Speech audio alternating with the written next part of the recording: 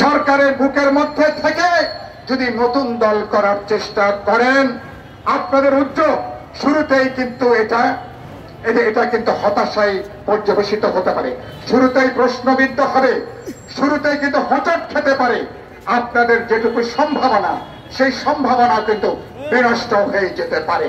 সুতরাং তাহলে একদিকে সরকার বিপদে পড়বে, সরকারের নিরপেক্ষতা নিয়ে প্রশ্ন উঠবে, আরেকদিকে আপনারা রাষ্ট্রীয় সুযোগ সুবিধা, অর্থনৈতিক, রাজনৈতিক, প্রশাসনিক এটাকে কাজে লাগিয়ে যদি দল করতে চান, অতীতে যেভাবে কিংস পার্টিগুলোর পরিণত হয়েছে, আমরা নিশ্চয়ই আপনাদের এরকম পরিণতি আমরা দেখতে চাই না।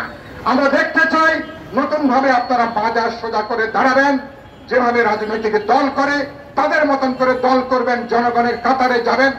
জনগণ আপনাদের কর্মসূচি গ্রহণ করলে নিশ্চয়ই তাকে আমরা স্বাগত জানাবো।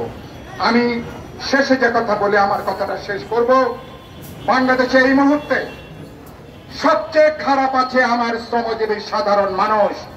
আমার গার্মেন্টসের শ্রমিক যে বেতন পায়, এই বেতন দিয়ে 15 দিনের পরে বাকি 15 দিন চলে না। কথাটা ঠিক কিনা? বাকি 15 দিন সে চলতে পারে না। সবার বেতন ভাতা বাড়ে, শ্রমিকের বেতন ভাতা বাড়ে না। অথচ শ্রমিক কলে কারখানায় না গেলে বড় লোকের ফুটানি কিন্তু থাকে না। শ্রমিক, আমি রোজার মাসের আগে পরিষ্কার দাবি করতে চাই, শ্রমিকদের জন্য এই রোজার মাসের আগে আপনারা সেখানে রেশনিং এর ব্যবস্থা চালু করবেন।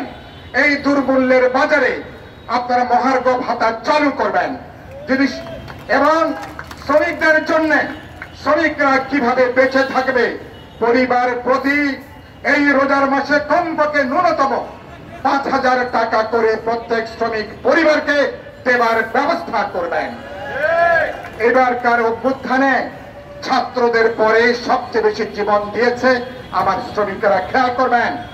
অথচ অন্তর্বর্তী সরকারে শ্রমিকদের কোনো জায়গা হয় নাই। সবচেয়ে বেশি জীবন দিয়েছে শ্রমিক, সাধারণ মানুষ, নিম্নবিত্ত মানুষ। অন্তর্বর্তী সরকারে তাদের কোনো প্রতিনিধি নাই। সুতরাং সরকারকে বলতে চাই, যারা সবচেয়ে বেশি জীবন দিল, রক্ত দিল, তাদের কোনো প্রতিনিধি নাই।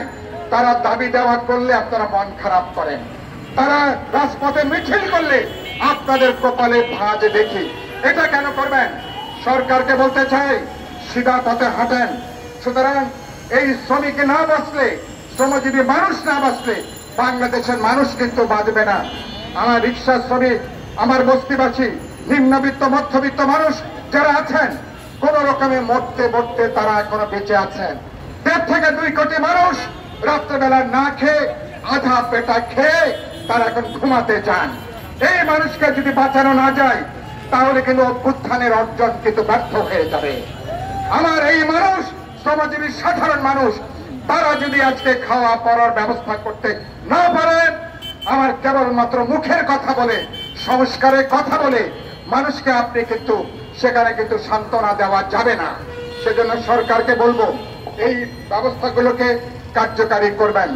শেষে যেদিকে মনোযোগ আকর্ষণ করব, ভারত এখনো পর্যন্ত 5ই আগস্টে হাসিনার পরাজয়কে ভারতের নরেন্দ্র মোদী, ভারতের মোদী সরকার, হিন্দুত্ববাদী নরেন্দ্র মোদী সরকার 5ই আগস্টের পরাজয়কে এখনো তারা মেনে নিতে পারে নাই। ঠিক কিনা কথাটা? এটা জানেন তো? এটা হাসিনার পরাজয়কে ভারত, নরেন্দ্র মোদী মনে করছে নিজের পরাজয়।